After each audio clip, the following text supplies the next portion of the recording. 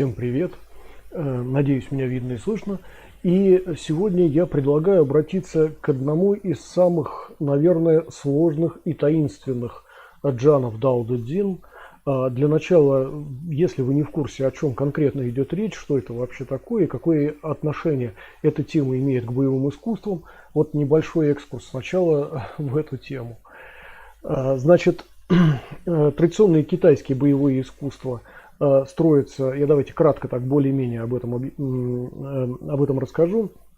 Традиционные китайские боевые искусства строятся на таких доктринах философско-религиозных, как чань-буддизм, даосизм и конфуцианство. И когда мы говорим о даосизме, то общепринято считать осью даосизма Дао Дэ Цзин, трактат, как его называют, о добродетели и Дэ, приписываемый Лао Цзо. Да, достоверно это неизвестно, но как бы общее такое вот на сегодняшний день мнение, что именно Лао Цзо его написал. О нем много тоже существует различных сведений, кто это был там и так далее. Сейчас тоже не буду объяснять, но может быть попозже мы к этому вернемся. И творение Джуанцзы тоже является как бы такой дополнительной, что ли, осью даосизма.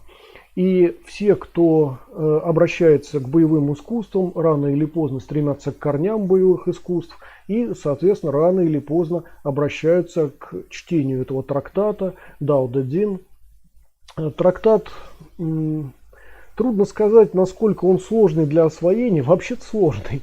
Сложный уже потому, что существует целый ряд переводов, и эти переводы, как мы уже говорили, фактически дублируют один другой за редким исключением.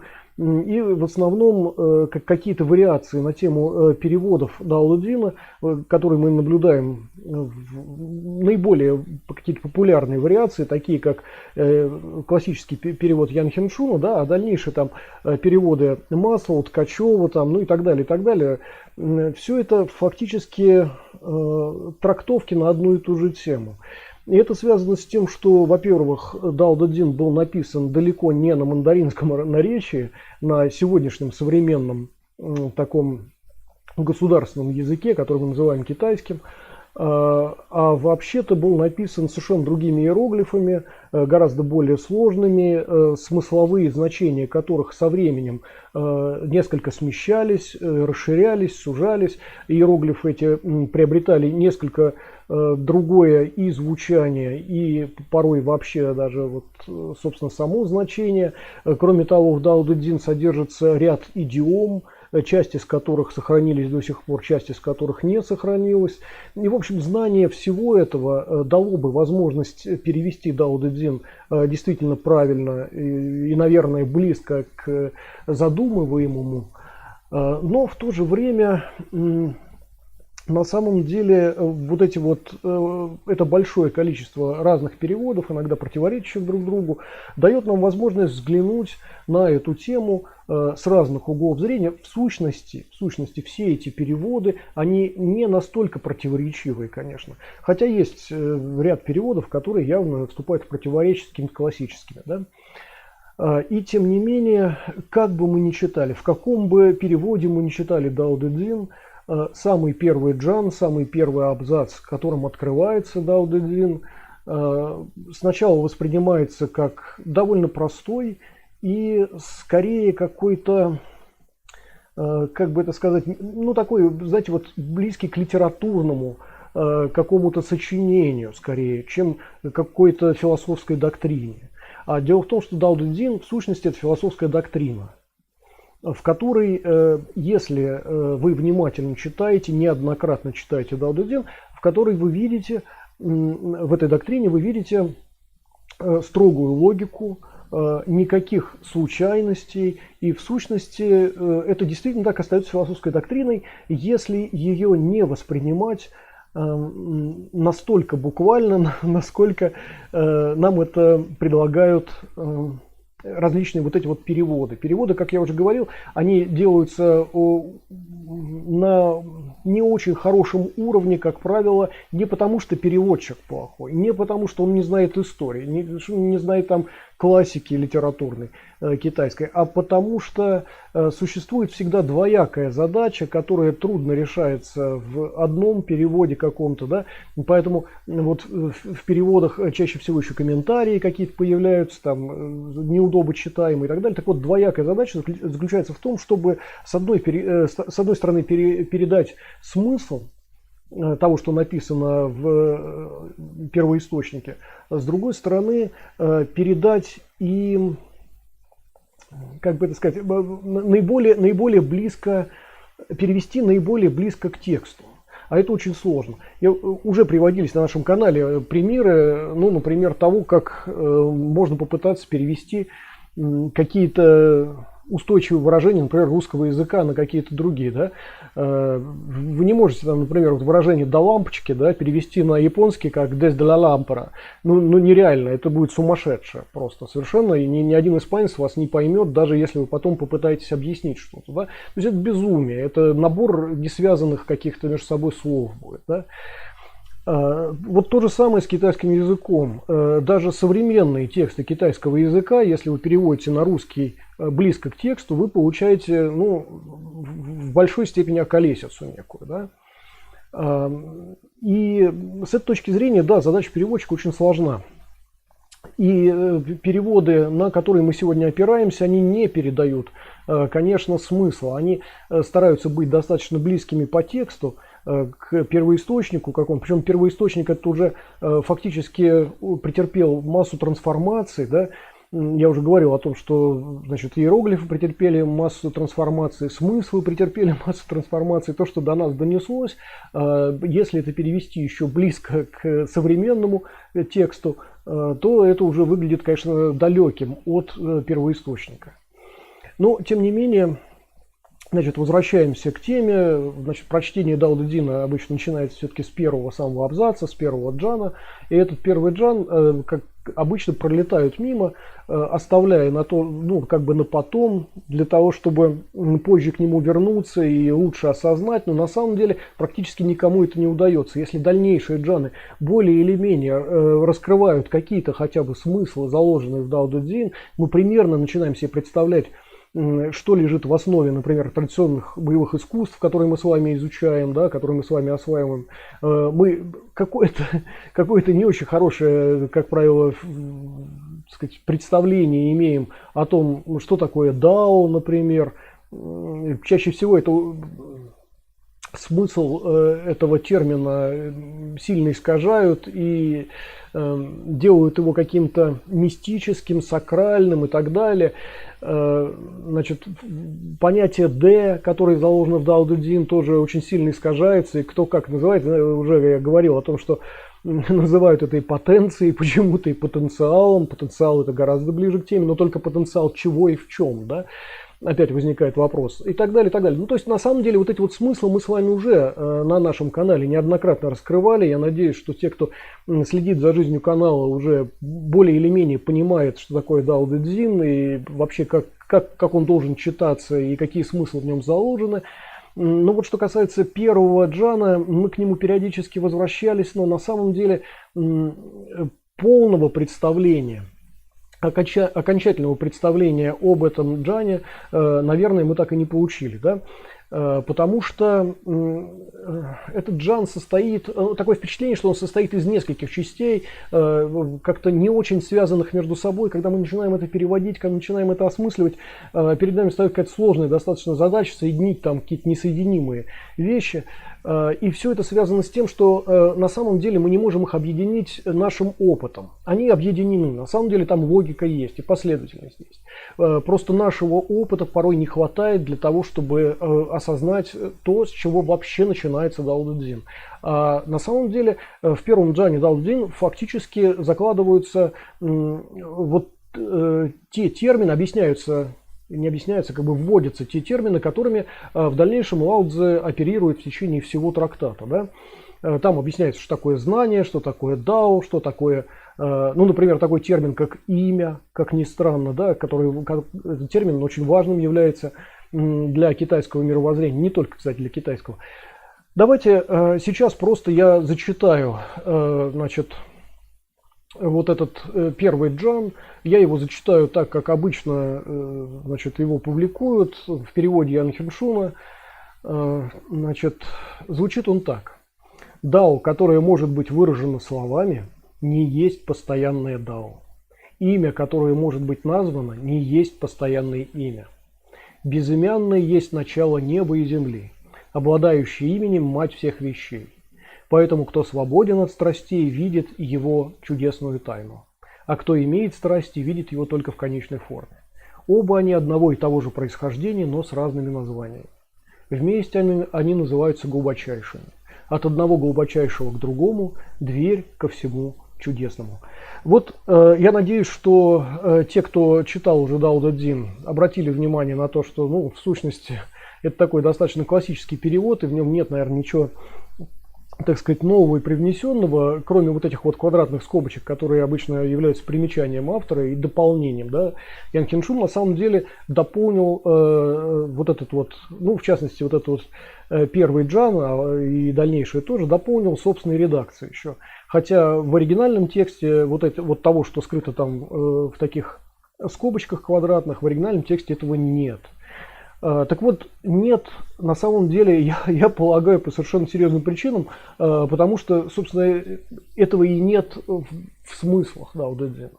И вот эти вот дополнения, какие-то примечания, комментарии там и так далее, они не очень нужны, если мы все-таки обратимся к смыслу текста, а не будем следовать просто близко, как нам кажется, к первоисточнику, но уже достаточно искаженному первоисточнику, да? Такая вот история. Так вот, первые строки вот эти дао, которые может быть выражено словами, не есть постоянное дао, имя, которое может быть названо, не есть постоянное имя.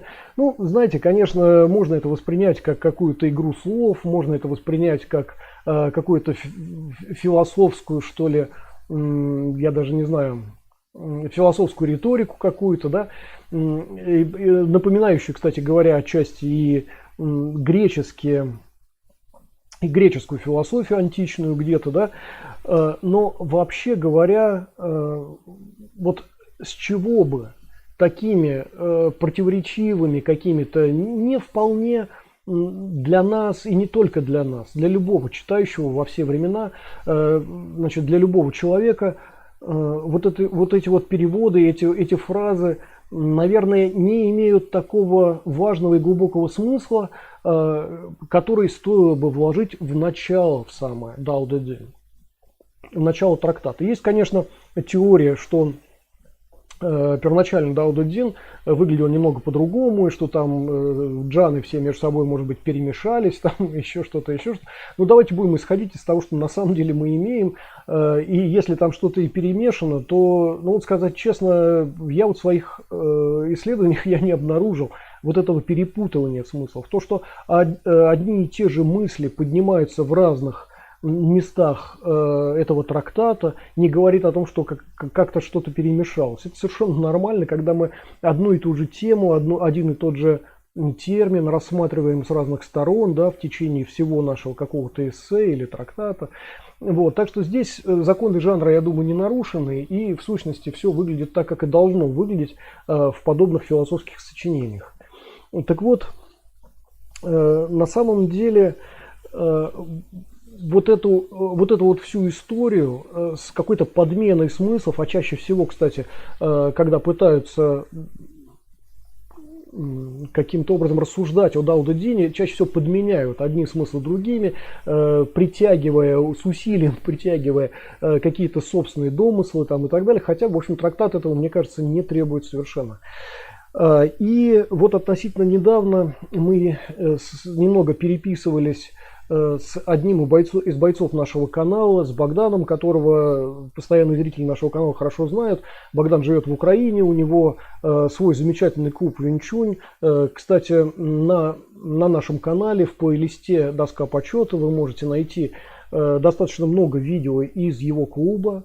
Кому интересно, можете перейти, собственно, и посмотреть.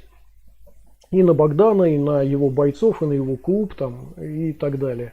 Так вот, переписываясь с ним совершенно недавно, мы затронули одну тему просто по ходу. И эта тема имела отношение к практике боевых искусств. Вот почему, собственно, мы сегодня рассматриваем этот первый джан Дао Дэ Цзин, потому что как раз он имеет непосредственное отношение к нашей жизни, в том числе к жизни бойца. И вообще все, что в Дао Дэ Цзин вообще-то написано, ну, те, кто читал, например, мой перевод или книги нашего канала, обратили внимание, что у нас в этих книгах очень много отсылок к Дао Дэ Цзин как раз, да. И вот относительно недавно у нас на канале вышла книга «Доктрина старой вершины». Кому интересно, вот ссылочка внизу в описании к этому стриму. Значит, и как раз там тоже достаточно много ссылок на Дао Дэ Цзин, и в том числе на вот этот вот первый джан, который мы сегодня разбираем. Так вот, в Дао Дэ Цзине нет ничего неприкладного. Это не просто философствование пустое. Да? И каждый человек, который практикует боевые искусства и в итоге обращается к Дао Дэ Цзин, начинает его читать, он начинает понимать, что, слушайте, вообще действительно странно и интересно. Многое из того, что вычитывается в Дао Дэ Цзин, является действительно основанием концептуальным основанием для боевых искусств. И когда мы говорим, там, мягкое преодолевает твердое, слабые побеждают сильных, да, это странно очень звучит, казалось бы, но на самом деле это концептуально вложено в боевые искусства, и все наверняка, я надеюсь, знают, что когда сильный побеждает слабого, в этом нет боевого искусства. Это просто обычный экстенсивный подход такой, да. А вот когда слабый побеждает сильного, здесь, наверное, что-то есть, да. И, собственно, в этой прослойке, в этом процессе явно присутствует некое искусство, вот, которое мы, собственно, с вами и называем боевым, да. И вот здесь вот оказывается, что вот мягкое преодолевает твердое, слабое побеждает сильных, вот эта вот фраза из Дао Дэ Цзин в переводе Ян Хеншуна, что она оказывается действительно для нас концептуальной, и фактически мы базируемся в том числе и на этом представлении. Но в Дао Дэ Цзине очень много есть рассуждений о бое вообще, о жизни бойца, о воине, о ведении войны в том числе, да, и так далее. И обращаясь к этим джанам, мы снова иногда впадаем в ступор, потому что, ну, опять перевод плохой. Люди, которые делали эти переводы, не очень хорошо себе представляли какие-то боевые реалии, воинские реалии. И, в общем, там получалась какая-то несусветица, да.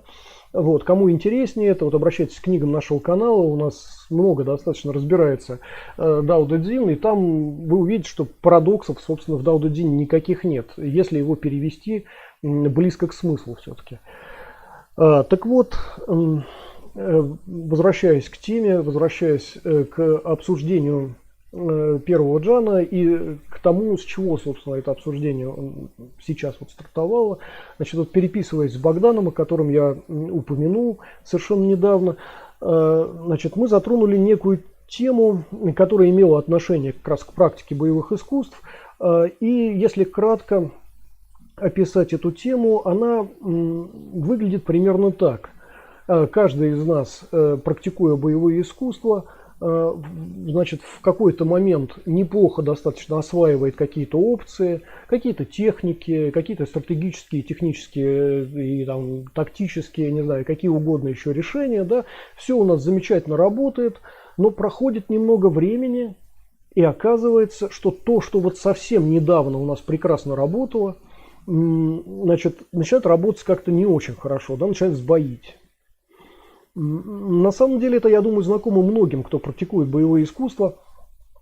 И вот эти сбои, кто как объясняет себе, пытаются над ними дальше работать, пытаются выстраивать, но не всегда это получается. И вот почему на каком-то уровне освоения мы действительно получаем хороший навык, и почему в дальнейшем, даже не отрываясь от этой практики, мы вполне можем утратить тот эффективный навык, эффективное применение этого навыка, и он становится менее эффективным. Вот по какой причине это происходит. Еще раз, ребят, те, кто не занимается боевыми искусствами, вам, наверное, это не очень знакомо, но боевые искусства имеют настолько плотное соприкосновение с реальностью, в отличие от других сфер деятельности человека, где есть какой-то люфт такой, знаете, фантазийный, и не все настолько выверено, да, как в боевых искусствах. В боевых искусствах вы все время рискуете, как бы, да, и своим здоровьем, там, и, я не знаю, там, и так далее, и так далее. То есть вы все время снижаете вот этот момент риска, а момент этого риска вы можете снизить только если вы будете максимально близки к реальности, а не в фантазиях каких-то своих пребывать, да, и так далее. То есть вообще боевое искусство вынуждает нас все больше и больше приближаться к реальности, как она есть, да. И если мы от нее удаляемся, это мы хорошо видим на уровне своей боевой практики, да. И наша боевая практика, собственно, нам подсказывает все время, что не, надо, пора вернуться на землю, пора вернуться к реальности. Так вот, несмотря на все наше упорство, иногда все это начинает сбоить. И иногда мы не слишком хорошо справляемся с тем, с чем вот еще недавно хорошо справлялись. Да? Вот почему это происходит. Даже на уровне каких-то элементарных вполне действий, например, там Чесау, скажем, да, если мы говорим о Винчунь, там, или каких-то достаточно простых, подобных же технических решениях в других боевых искусствах. Вот в чем причина? Вот в чем настоящая сложность вот утраты вот такой боеспособности, да?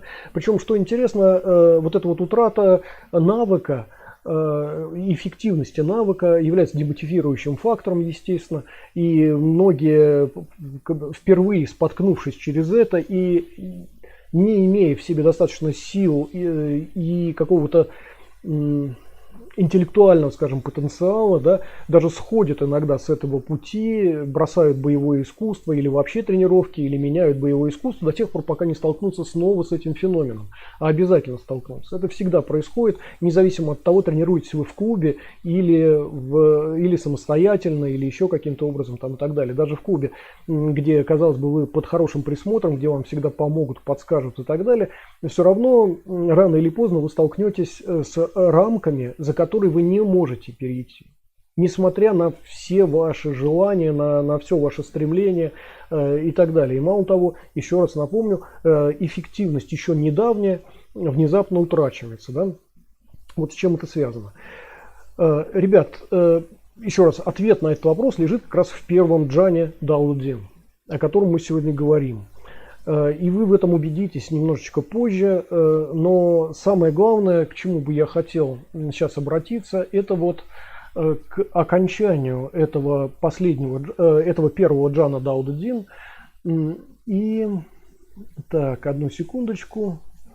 Вот такое странное окончание. Оба они одного и того же происхождения, но с разными названиями. Вместе они называются глубочайшими, от одного глубочайшего к другому, дверь ко всему чудесному. Вот эти фразы вообще обычно остаются за гранью понимания тех, кто читает Дао Цзин, и, значит, относятся с каким-то литературным творчеством Лао Цзы больше, чем, или с мистическими какими-то его воззрениями, чем с чем-то прикладным. Но на самом деле здесь речь идет именно о том, о чем мы сейчас с вами говорим. Смотрите, что происходит, когда вы активно, достаточно эффективно освоили какую-то опцию боевых искусств. Значит, вы осваивали ее, вы к ней стремились, она еще не была совершенной в вашем исполнении, и она еще не являлась тем формальным знанием, которое мы могли бы назвать знанием в полном каком-то представлении об этом термине. Да? Значит, когда мы действительно хорошо уже осваиваем какие-то действия, когда мы осваиваем какие-то концепции, неважно, вот в данном случае мы сейчас говорим о боевом искусстве или о других сферах нашей деятельности, и как только наши устремления, действия, наш творческий потенциал превращается в некое знание, это знание мы так или иначе начинаем фиксировать. Мы можем его зафиксировать при помощи какого-то мануала, записать себе последовательность действий в таком-то случае. Например, там первое вот сделать это, второе сделать это, третье сделать это и так далее. В случае каких-то там, значит, в случае появления каких-то специальных условий, например, да. И у нас появляется некий алгоритм. Если даже мы не так сильно алгоритмизируем, или если мы разветвляем этот алгоритм, что если так, то вот надо так поступить, а если вот так, то надо так поступить и так далее, мы можем до бесконечности ветвить этот алгоритм, но на самом деле мы этой бесконечности все равно не достигаем, и что бы мы ни делали в своей жизни, мы всегда это делаем в рамках, за которые мы не переходим по разным причинам, но в любом случае любая вербализация, любая алгоритмизация имеет свои пределы. И там, где мы могли бы достаточно долго и подробно говорить о том или ином явлении, о той или иной опции осваиваемой, да, о тех или иных вариантах подхода к одному и тому же делу, да, все равно рано или поздно мы ограничим вот это вот перечисление, это описание. И оно превратится в знание, ну, например, изложенное на бумаге, или оно может быть умозрительным каким-то, но в любом случае оно превратится в знание с какими-то рэперными точками. И на эти рэперные точки, на эти чекпоинты мы будем опираться в дальнейшем, когда снова и снова будем сталкиваться с этой опцией, с этим знанием, например, и так далее. И в конечном итоге это знание превратится для нас вот именно в эти маленькие, небольшие совершенно точки, в эти чекпоинты. Ну, в качестве простого примера. Например, допустим, мы учимся кататься на велосипеде. Для того, чтобы более или менее кататься на велосипеде, мы должны, наверное, для себя зафиксировать. Вот мы начали уже кататься, у нас уже более-менее получается, кто-то нас учит, например, да. Но для того, чтобы не забыть это, для того, чтобы это каким-то образом запомнить не только своим телом, но и при помощи своего интеллекта, потому что тело вполне может утратить, значит, вот эту мышечную память, она недолго сохраняется.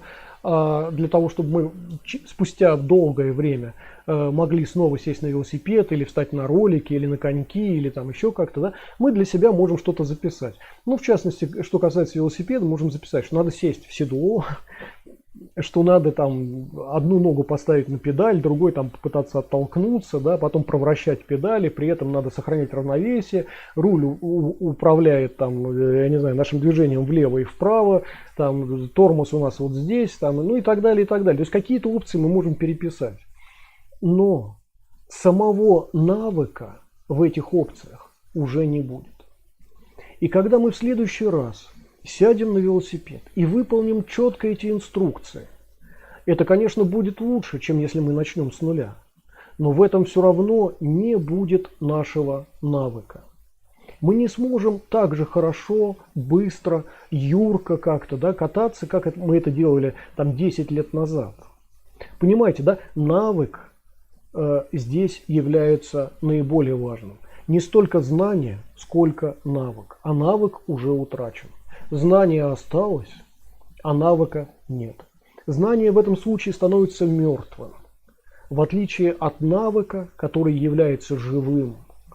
И когда мы переписывали себе этот алгоритм, когда мы записывали последовательность каких-то событий, действий, когда мы пытались алгоритмизировать какой-то полученный, освоенный навык, да, мы так или иначе вот упирались в те рамки, о которых говорилось выше. И мы не описали, ну, например, относительно велосипеда, о котором мы сейчас говорим, мы не описали, каким образом реагировать на внезапно появляющегося там человека на дороге. Как отреагировать на какой-нибудь грузовик, который там едет сзади, а в это время там спереди там приближается еще автомобиль и так далее. То есть какие-то навыки все равно утрачиваются. Как реагировать на, там, я не знаю, на кочки какие-то. Мы этого не записали.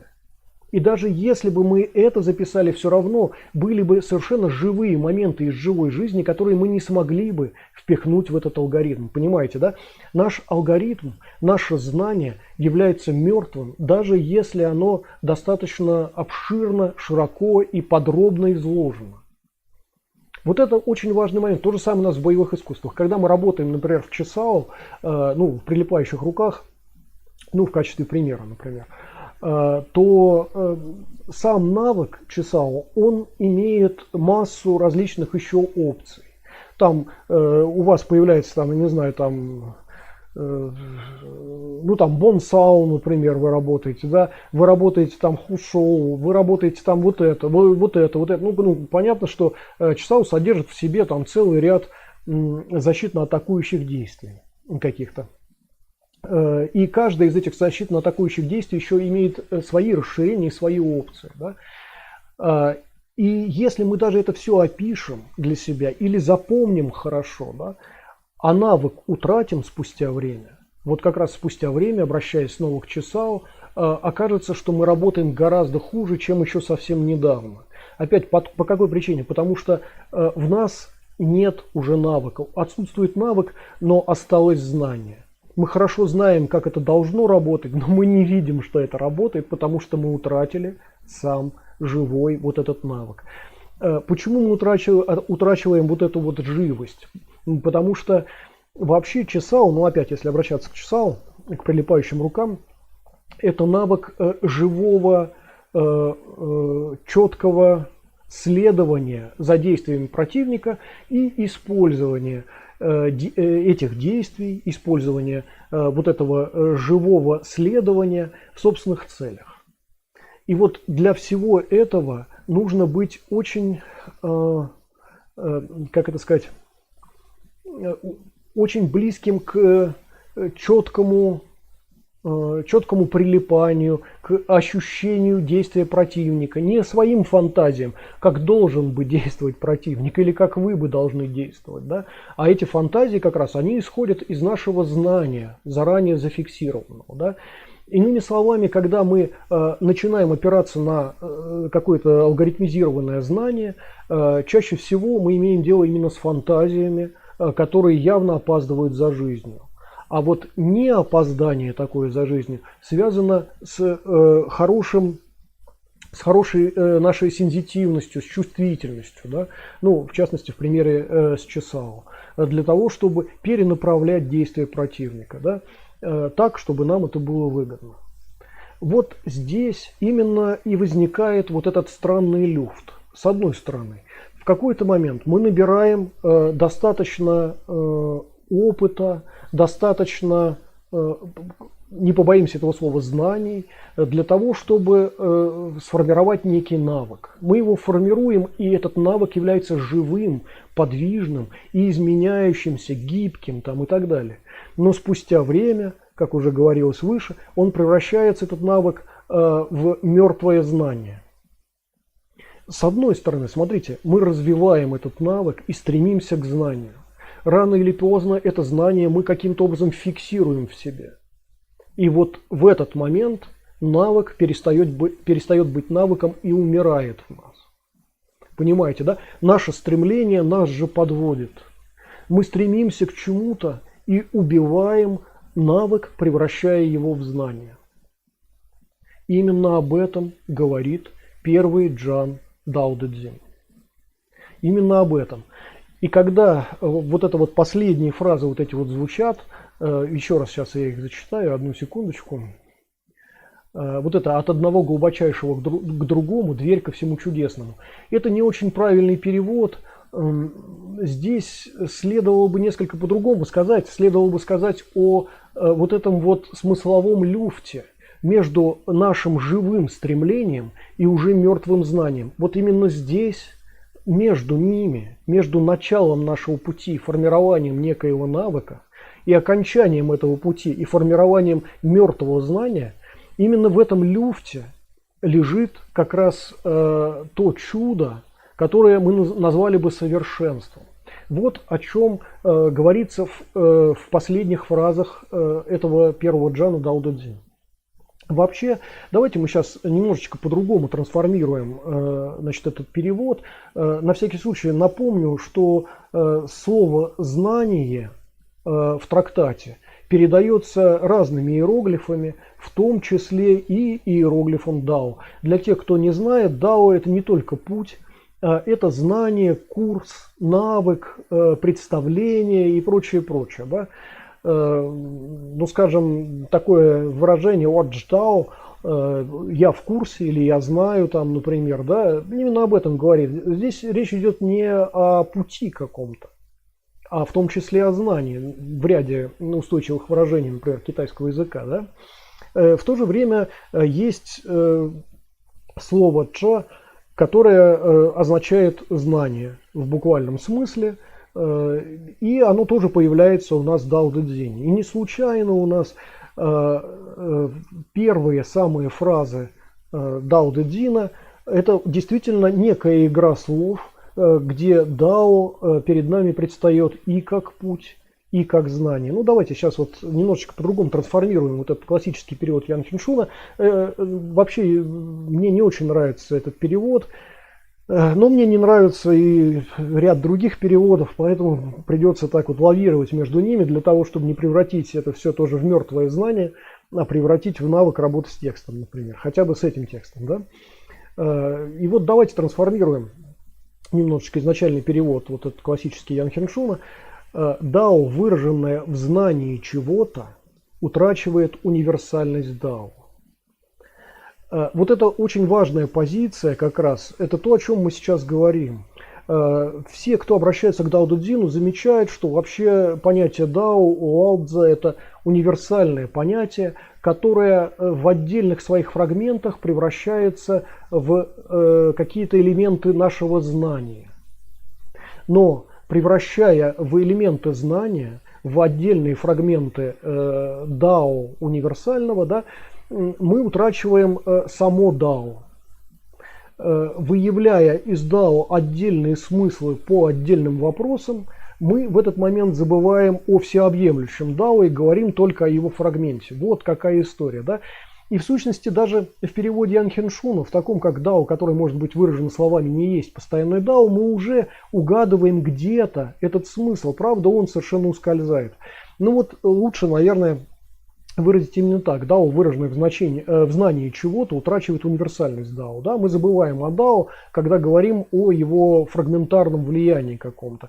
И когда мы говорим о знании, а не о Дао, не об универсальном законе Вселенной, а об отдельном фрагменте, выраженном в одном подзаконном акте, условно говоря, относящемся к той или иной вещи. Кстати, понятие «вещь» здесь выражено тоже разными иероглифами, тоже не случайно. И вот в первом джане Дао Дэ Цзина появляется понятие «имя».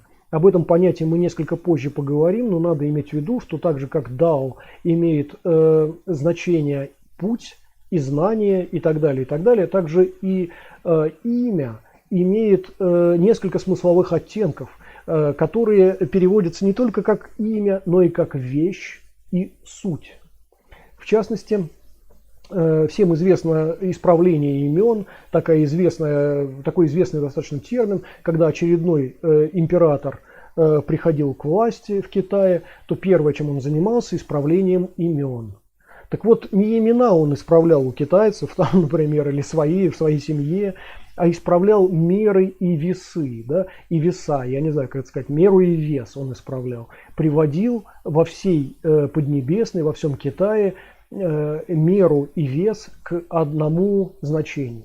Это называлось исправлением имен. То есть на самом деле он возвращал суть вещей, а не изменял какие-то имена.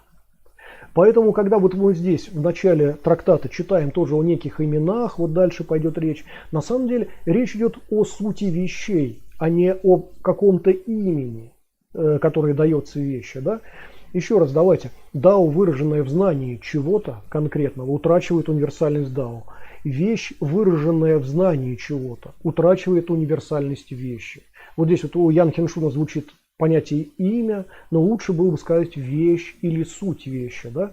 Выраженное в знании чего-то утрачивает универсальность вещи. Начало природы не выражаются вещью, но появляется вещь, и она производит другие вещи. Таким образом, кто свободен от предвзятости, видит это, а кто имеет предпочтение, видит незыблемые формы. Оба подхода происходят из одного, но это уже разные вещи. Оба они глубоки, а между ними двери ко всем чудесам. Вот это вот было бы лучше таким образом перевести, хотя этот перевод, как видите, далеко не идеален, но он раскрывает суть того явления, пытается раскрыть такой перевод, суть того явления, о котором мы говорим, когда мы говорим о знании, вернее, о навыке, который перестает быть живым и становится мертвым знанием. Вот здесь именно об этом речь, о том, что в люфте между началом стремления к совершенству и к познанию и завершением этого процесса познания, где знание умирает и превращается в мертвый алгоритм какой-то, да, вот между этим и этим, вот в этом люфте и держится понятие совершенства и самого знания в высоком смысле. Вот о чем, собственно говоря, весь этот трактат. И здесь вот сказано, например, когда появляется вещь, она производит другие вещи.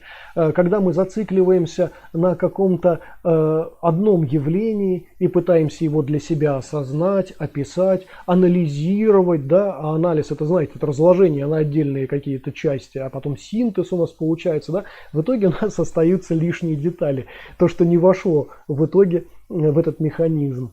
К сожалению, да, именно так это работает. В итоге мы упускаем очень много важного. И навык и совершенство ускользает от нас, превращается в простое описание, в простой алгоритм, который уже не работает в этой жизни. И вот появление какой-то вещи, как здесь вот написано, дает основание для появления, для описания других вещей, для знания относительно других вещей, но эти знания становятся мертвыми. Поэтому дальше вот и пишется, что кто свободен от предвзятости, видит это. А кто имеет предпочтение, кто стремится к тому, чтобы все зафиксировать четко, чтобы все было разложено по определенным полочкам, да, видит только окончательные, незыблемые, неподвижные формы. В отличие от гибкости самого умения, в итоге такой человек приходит к незыблемому, неподвижному знанию. Вот о чем здесь идет речь. И дальше говорится, что оба подхода происходят из одного и того же. И это понятно, и то, и другое является, ну, в первом случае осознанием, основанным на созерцании и личном опыте, а во втором на анализе и синтезе, из которого вываливаются лишние детали, да? И вот дальше, оба они происходят из одного, но это уже разные вещи. Оба они глубоки, а между ними дверь ко всем чудесам. Вот в этом люфте между стремлением к совершенству и к восприятию некоего знания, гибкого знания, навыка, умения какого-то, да, и мертвым грузом в виде какого-то алгоритма и опять знания, да, между ними как раз и есть само, вот появляется это само совершенство. Да. Вот об этом мы говорим, и это достаточно глубокое наблюдение Лао Цзэ. Неспроста первый джан Дао Дэ Цзина именно на это опирается, потому что здесь не только вводятся отдельные термины, которые в дальнейшем Лао Цзэ используют. Такие термины, как дао, например, да, такие термины, как природа или там небо и земля в разных переводах. Да, там на самом деле двумя иероглифами, это тянту, значит, небо и земля, действительно. Значит, такими двумя иероглифами, которые поставлены рядом с собой, рядом друг с другом, между ними нет союза и там и так далее. Это в сущности означает природу, постигаемую человеческим разумом. Да? Давайте так вот лучше скажем. Есть еще природа, которая не постигается человеческим разумом с точки зрения Лао Цзэ, и эта природа, она там за пределами, за некими, и он ее называет такую природу небытием, например, у него есть понятие бытие, есть понятие небытие, есть понятие постигаемой природы, ну и так далее, и так далее. Это вот мы видим в самом этом тексте.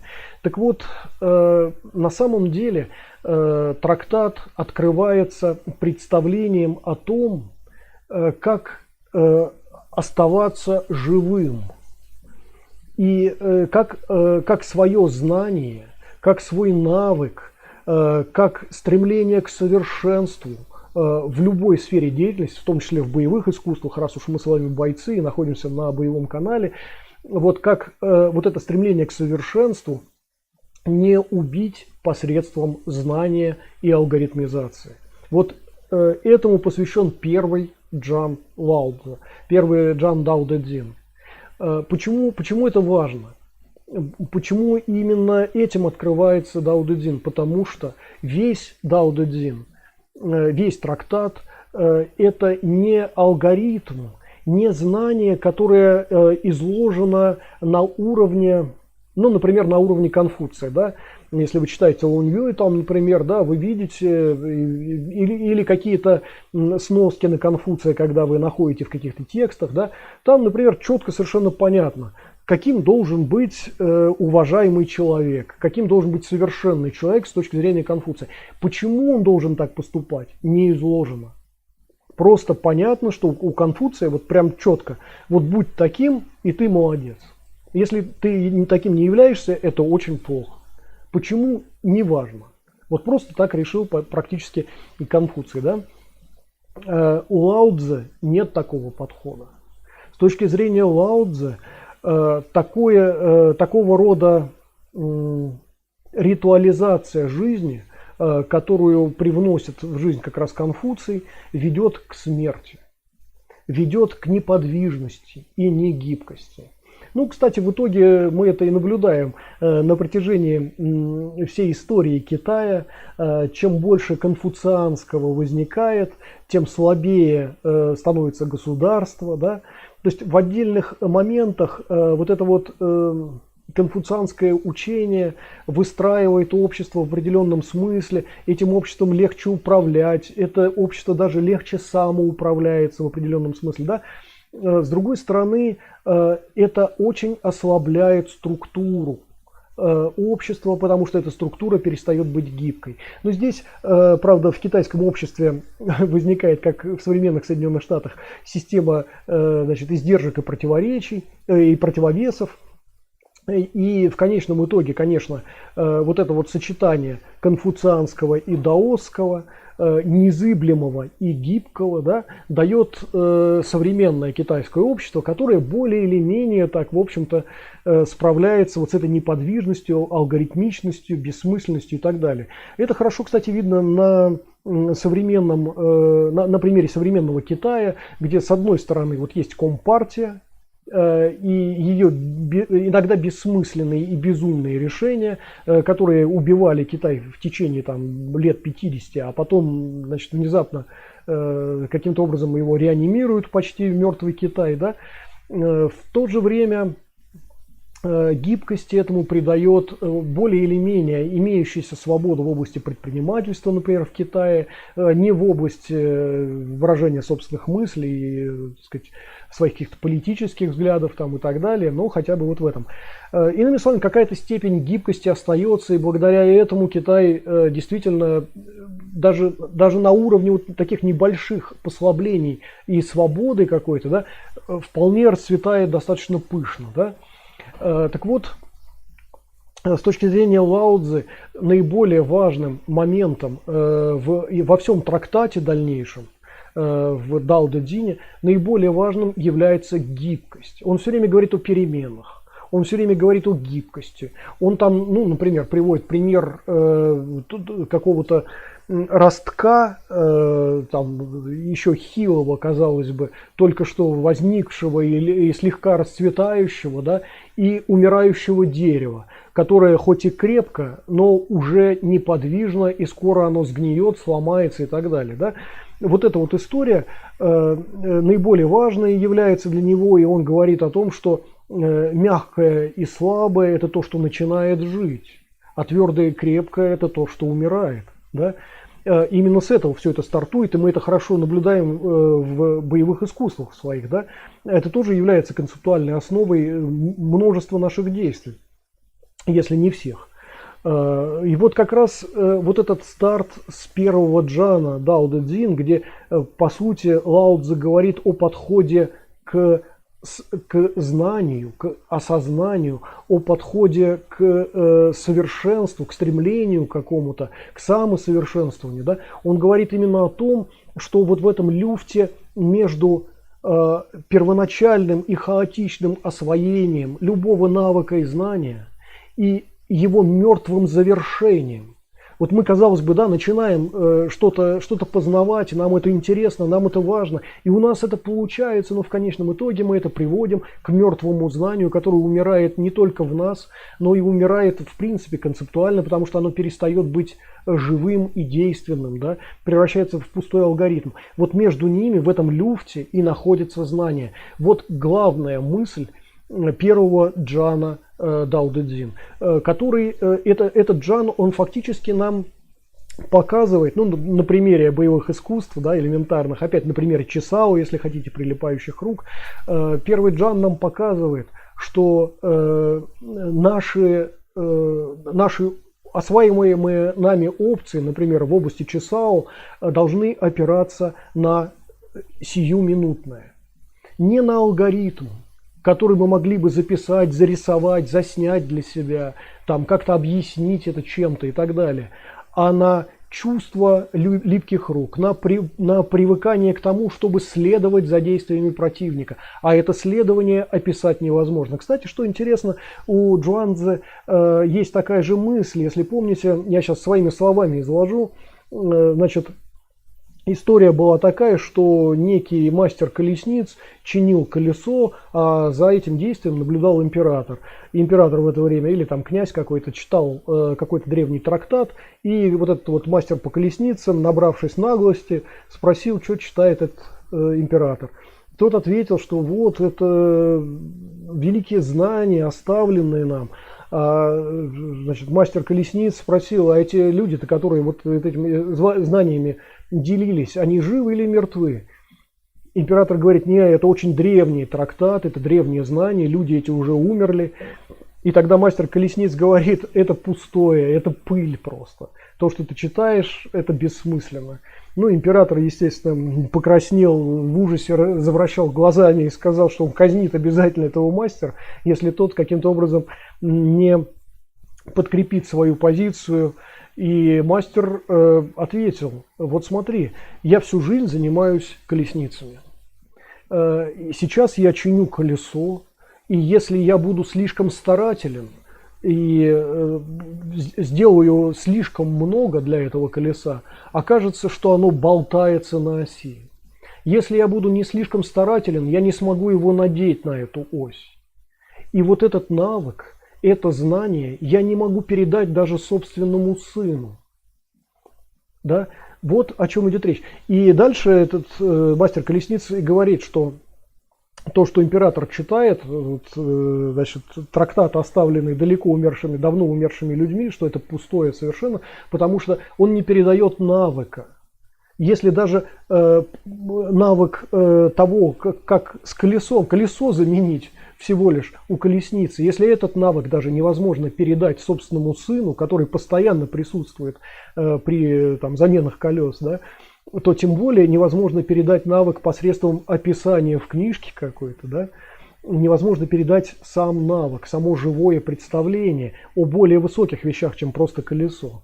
И вот о чем шла речь. И именно с этого стартует Лао Цзы. И именно этому посвящен первый джан Дао Дэ Цзин. И там, теперь, я надеюсь, вы понимаете, что речь идет не о том, что вот как в переводе Ян Хиншуна, дао, которое может быть выражено словами, не есть постоянное дао. Имя, которое может быть выражено словами, там, или которое может быть названо, не есть постоянное имя. Что за глупость? Нет, конечно, и речь идет не об этом. А речь идет о том, что знание, превращенное в алгоритм, знание, превращенное в какую-то в мертвое представление, утрачивает универсальность некую, которая изначально заложена в этом знании. Да? И в любой вещи то же самое. Дальше вот там, когда говорится, что имя, которое не может быть названо, не есть постоянное имя, это тоже полная глупость. На самом деле речь идет о сути вещи. Суть вещи, которая познается и фиксируется в самой этой вещи, перестает быть этой вещью. Да? Вот это вот важный момент. То же самое вот на примере Чесао, совершенно недавно вот при приведенном мной примере, я думаю, что многие, по крайней мере, кто практикует винчунь или какие-то боевые искусства, где липкие руки имеют значение, да, все понимают, что там важнее навык, чем знание которые можно было бы зафиксировать. Вот поэтому мы с полной уверенностью можем утверждать, что Дао Дэ Цзин это трактат не о мертвом знании, не трактат о трактате, не философия ради философии, а весь этот трактат, весь Дао Дэ Цзин имеет отношение к прикладным совершенно вещам. И весь он до единого слова, до единого термина, весь Дао Дэ Цзин является прикладным мануалом, таким, если хотите, каким-то прикладным знанием, которое не утрачивает своей силы, не утрачивает своего значения и всегда является живым и подвижным и применимым. Вот почему Лао Цзы начинает именно с этих вещей, с этих концепций. Он говорит не о том, что такое Дао, и он говорит не о том, что такое имя, и не о том, что такое чудеса, да, вот как в последней фразе вот этого первого джана Дао Дэ Цзин. А вот совершенно не эти термины он вводит в обиход, значит, в наше сознание для того, чтобы дальше ими пользоваться. Это само собой, но не в этом смысл первого джана, а в том, что он говорит, что не надо свое стремление к знанию превращать в алгоритм, в алгоритмизацию. Вот это вот как раз то, что важно для боевых искусств. То, что мы фиксируем в качестве алгоритма для себя, перестает быть боевым, перестает быть эффективным. Это, кстати, хорошо видно на примере, например, Таолу. Те, кто в боевых искусствах слишком увлекается Таолу или вообще занимается только Таолу, да, все знают, что эти навыки совершенно неприменимы в бою уже, да. Все понимают. С одной стороны, все четко, правильно, красиво. В фильмах это хорошо. Вот это вот таолушники замечательно снимаются в фильмах. Это хороший сценический бой получается. Но от реального боя это чрезвычайно далеко. В силу того, что это превращается в некий алгоритм, в некое знание, лишенное жизни, лишенное подвижности, лишенное сопряжения с реальностью и действительностью. Да? Вот это важный момент. И именно это, поскольку сам трактат Дао Дэ Цзин является таким широким, максимально, наверное, на сегодняшний день, широким представлением о мире и о жизни для нас, да, универсальным. Причем сам Дао Дэ Цзин, вы знаете, он коротенький совершенно, там мало достаточно этих джанов, там 80, 81, если не ошибаюсь, да, ну там что-то немного очень. Вот, коротенькая маленькая книжечка, но эта коротенькая маленькая книжечка вообще обо всем. Вот что важно. Самый короткий и самый всеобъемлющий трактат в то же время. Да? Другое дело, что он не самый хорошо и легко понимаемый. Да? Он трактуется совершенно там иногда, ну прямо, скажем, по-дурацки. Не очень хорошие комментарии обычно к этому выходят там, и так далее, и так далее. Но я надеюсь, сейчас мы себе представляем, что здесь что означает. И в этой связи очень важно еще, наверное, еще раз, да, давайте я еще раз упомяну о том, что в трактате понятие знания передается и, значит, иероглифом Дж, который буквально означает знать, знание и так далее, и иероглифом Дао. Дао означает и путь, и знание, и навык, и умение, и узнавание одновременно. Да? Это более широкое представление. Вот почему Лао Цзы использует то один иероглиф, то другой. Да? Почему? Потому что когда он говорит о знании всеобъемлющем, как о Дао, как о пути, мы чаще всего, да, воспринимаем термин Дао через такой перевод, как путь. Но это не совсем так. Для Лао Цзы термин Дао, который он вводит, если помните, он там в одном из джанов даже пишет, что случайно выбирая иероглиф, назову его Дао. Да? Помните? Так вот, этот случайный выбор, ну, он не совсем случайен. На самом деле он просто выбирает наиболее близкий по смыслу иероглиф. Так вот, близость по смыслу здесь в чем заключается? В том, что Дао с точки зрения Лао Цзы это одновременно наблюдение, созерцание, узнавание без интерпретации и применения. Вот это он называет Дао. Это он называет высшим знанием. А когда он просто говорит «дж», когда он использует другой иероглиф, который означает буквально знание, да, то этот иероглиф уже в Дао Дэ Цзин он использует и в позитивном и негативном ключе. Иногда он пишет, что знание это замечательно, иногда он пишет, что знание это плохо, потому что это о разных знаниях. Просто он говорит, но это знания, оторванные от жизни. Это так же, как, ну, например, знать, что книга имеет прямоугольную форму, как правило, вот в печатном виде, да, такая прямоугольная какой-то, значит, объект такой с определенной позиции мы наблюдаем как прямоугольник, и это все. И мы не знаем, что внутри этой книги содержится. Таким образом, мы с полным основанием знаем, что книга это в одной из проекций это прямоугольник, и можем всегда всем говорить, книга это просто прямоугольник. Но это будет глупо, да, и все над нами будут смеяться. Потому что книга это не прямоугольник, книга это то, что содержится внутри этого прямоугольника. Вот что важно. Так вот, когда Лао Цзы условно хочет сказать о некоем знании, как о книге-прямоугольнике, он тогда употребляет термин «знание». Когда он хочет сказать о том, что содержится внутри этой книги, чаще всего он пользуется, он, конечно, использует в том числе иероглиф знания, джа, но часто использует иероглиф тао. То есть уже более широкий, более обширный иероглиф, да? Это наиболее важно. Так же, как и понятие имени. Да? Вот мы уже с вами говорили о том, что имя – это такой важный достаточно иероглиф. Мы с вами поговорили несколько раньше о возвращении имен, о таком известном достаточно термине. Вот. Но вот у Лао Цзы, еще раз я напомню, иероглиф имя означает не имя. Редко означает имя, а чаще всего означает суть вещи. Да? И это важный тоже момент, потому что в Китае, кстати, как и в Израиле, например, вот вы знаете, да, вот эту вот историю, что, ну и не только, вообще на Ближнем Востоке, например, была такая традиция скрывания настоящего имени человека. Да? Вот в Китае такая же была история.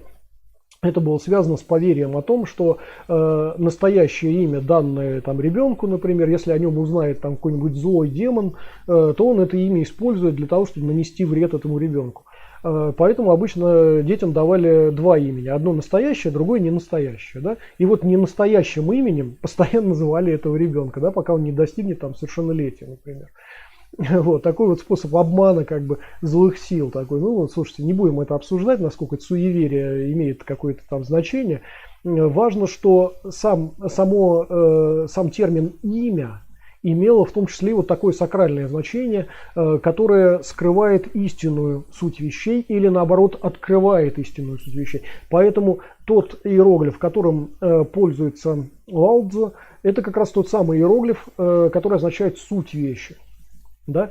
И переводить это надо не как имя, вот это вот там неправильный перевод, имя все время звучит. Нет, там речь идет не об имени, а речь идет о вещи, об объекте или субъекте, о знании, заложенном в представлении об этой вещи, об объекте или субъекте и так далее. Вот об этом идет речь. Да? Вот. С этой точки зрения, действительно, в отличие от других джанов Дао Дэ Цзин, первый джан трудно перевести нормально. Вот я сделал попытку, это, кстати, не первая моя попытка, вы знаете, я делал несколько переводов Дао Дэ Цзин, ни одним из них я не удовлетворен, они мне все не нравятся, но, как говорится, I do my best. Как и другие переводчики, например, которые этим занимались неблагодарным делом, то же самое, они старались. Это не значит, что они плохие переводчики или плохо знают там китайскую культуру, это значит, что просто сложно отдельные вещи перевести. Но вот я надеюсь, что сейчас